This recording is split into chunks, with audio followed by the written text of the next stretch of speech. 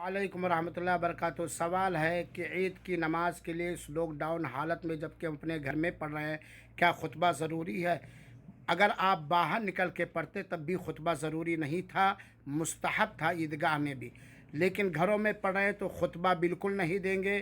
खाली ईद की नीयत से 2 रकात नमाज सूरज के निकलने के 15-20 मिनट बाद अपने घरों में अपने रूमों में 2 रकात नमाज ईद की नीयत से पढ़ लेंगे।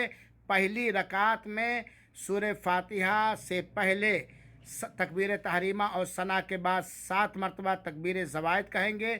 दूसरी रकात में पहली रकात के दूसरे सजदे से उठने के बाद 5 मरतबा तकबीर ज़वायद कहेंगे।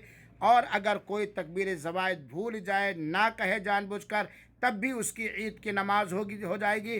सिर्फ 2 रकात ईद की नीयत से नमाज पढ़ना है।